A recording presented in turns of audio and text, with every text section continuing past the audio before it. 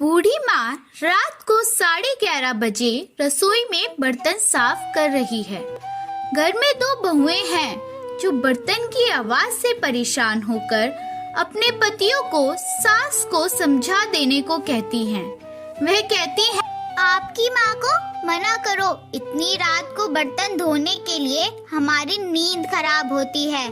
साथ ही सुबह 4 बजे उठकर फिर खटर पटर शुरू कर देती है। यह सुबह 5 बजे पूजा आरती करके हमें सोने नहीं देती, न रात को न ही सुबह।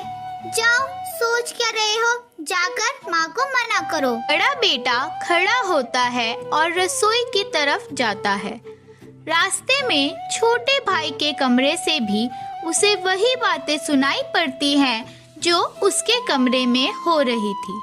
वह छोटे भाई के कमरे को खटखटा देता है। छोटा भाई बाहर आ जाता है। दोनों भाई रसोई में जाते हैं और माँ को बर्तन साफ करने में मदद करने लगते हैं। माँ मना करती है पर वो नहीं मानते। बर्तन साफ हो जाने के बाद दोनों भाई माँ को बड़े प्यार से उसके कमरे में ले जाते हैं तो देखते हैं पिताजी भी जगे हुए हैं। दोनों भाई माँ को बिस्तर पर बैठाकर कहते हैं, माँ, सुबह जल्दी उठा देना, हमें पूजा करनी है और सुबह पिताजी के साथ योगा भी करेंगे। माँ बोली, ठीक है बच्चों।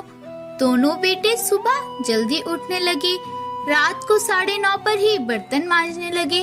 तो पत्नियाँ बोली, माताजी करती तो है, तो आप क्यों कर रही हो बर्तन साफ? तो इस पर बेटे बोले, शादी करने के पीछे एक कारण यह भी था कि माँ की सहायता हो जाएगी, पर तुम लोग ये कार्य तो कर ही नहीं रही हो, तो कोई बात नहीं, हम अपनी माँ की सहायता कर देते हैं।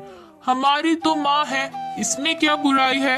अगले 3 दिनों में घर में पूरा बदलाव आ गया। बहुएं जल्दी बर्तन इसलिए साफ करने लगी, नहीं तो उनके पति बर्तन साफ करने लगेंगे। साथ ही सुबह भी वो अपने पतियों के साथ उठने लगी और पूजा आरती में शामिल होने लगी। कुछ दिनों में पूरे घर में वातावरण बदलाव हो गया। बहुएं सास ससुर को पूरा सम्मान देने लगी। माँ का सम्मान तब कभी कम नहीं होता जब बहुएं उनका सम्मान नहीं करती। माँ का सम्मान तब कम होता है जब बेटे माँ का सम्मान नहीं करे या माँ के कार्य में सहयोग ना करे। मैं उपेक्षा करती हूँ आज की इस कहानी से आपको कुछ न कुछ सीख मिली होगी।